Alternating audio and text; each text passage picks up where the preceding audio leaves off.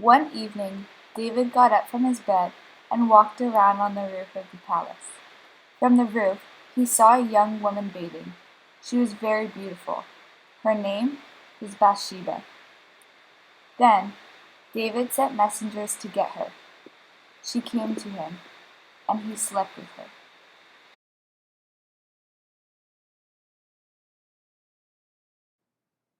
Send me Uriah Hittite. When Uriah came to him, David asked him how Joab was, how the soldiers were, and how the war was going. Then David said to Uriah, "Go down to your house and wash your feet." So Uriah left the palace, and a gift from the king was sent after him.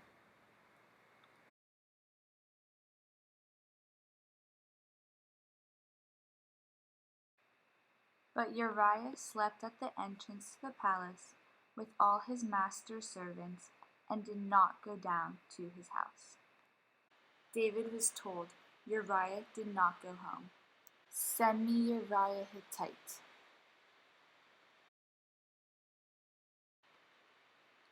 So he asked Uriah, "Haven't you just come from a military campaign? Why didn't you go home?" Uriah said to David, "The ark in Israel and Judah are staying in tents, and my commander Joab and my lord's men are camped in the open country. How could I go to my house to eat and drink and make love to my wife?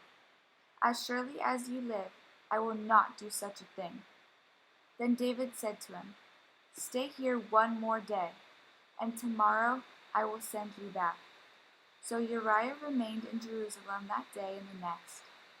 At David's invitation, he ate and drank with him, and David made him drunk.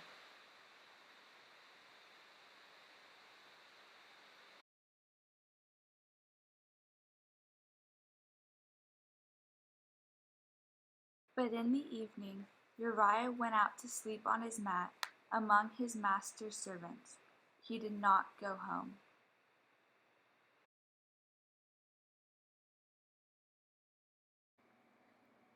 In the morning David wrote a letter to Joab and sent it with Uriah.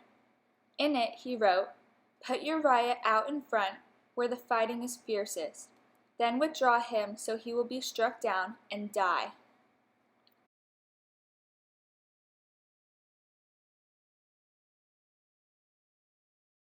The messenger set out, and when he arrived, he told David everything Joab had sent him to say. The messenger said to David, "The men overpowered us and came out against us in the open, but we drove them back to the entrance of the city gate. Then the archers shot arrows at your servants from the wall, and some of the king's men died. Moreover, your servant Uriah the Hittite is dead." David told the messenger, "Say this to Joab: Don't let this upset you. The sword devours the one as well as the other. Press the attack against the city and destroy it. Say this to encourage Joab."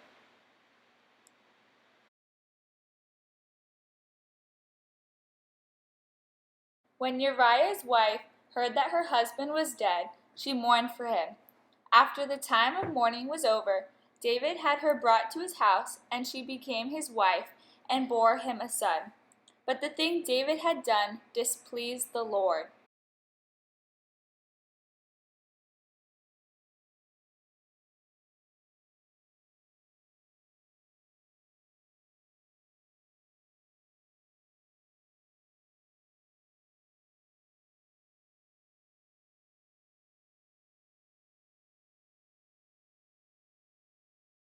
The Lord sent Nathan to David. When he came to him, he told a story about a rich man and a poor man. David burned with anger against the rich man in the story, and said to Nathan, "As surely as the Lord lives, the man who did this must die. He must pay for that lamb 4 times over, because he did such a thing and had no pity." Then Nathan said to David, "You are the man.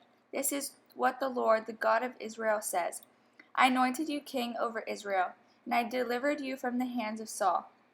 I gave your master's house to you and your master's wives into your arms. I gave you all Israel and Judah, and if all this had been too little, I would have given you even more. Why did you despise the word of the Lord by going what is evil in his eyes? You struck down Uriah the Hittite with the sword and took his wife to be your own. You killed him with the sword of Amontes. Now, therefore, the sword will never depart from your house, because you despised me and took the wife of Uriah the Hittite to be your own. This is what the Lord says. Out of your own household I am going to bring calamity on you. Before your very eyes I will take your wives and give them to one who is close to you, and he will sleep with your wives in broad daylight. You did it in secret, but I will do this thing in broad daylight before all Israel. Then David said to Nathan, I have sinned against the Lord. Nathan replied, The Lord has taken away your sin. You are not going to die. But because my doing this you have shown utter contempt for the Lord, the son born to you will die.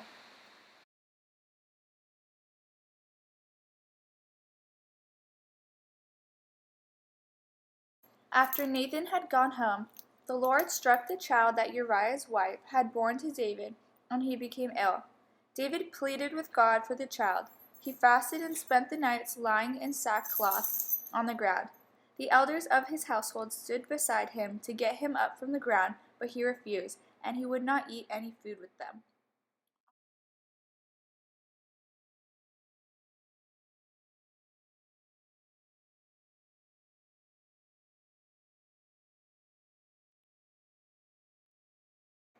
On the seventh day, the child died.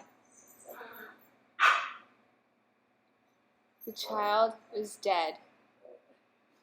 Dead. Dead.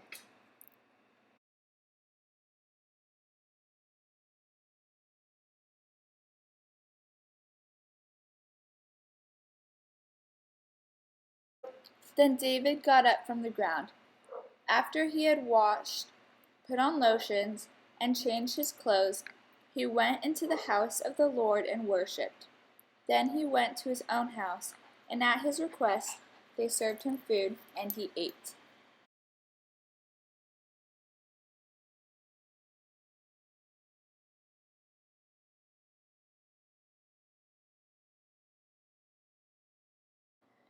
Then David comforted his wife Bathsheba, and he went to her and made love to her.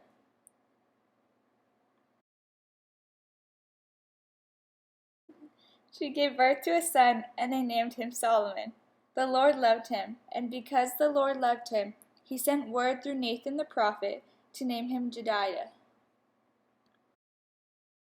Joab then sent messengers to David, saying, I have fought against Rabbah and taken its water supply. Now muster the rest of the troops and besiege the city and capture it.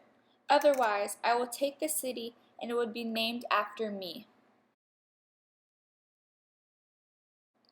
David mustered the entire army and sent them all to Rabbah.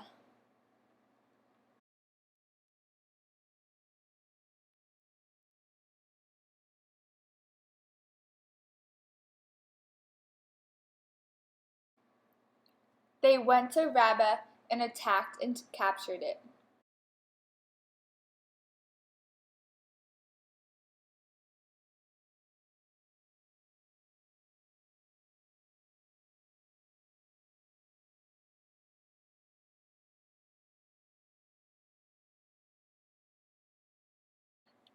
David took the crown from their king's head, and it was placed on his own head.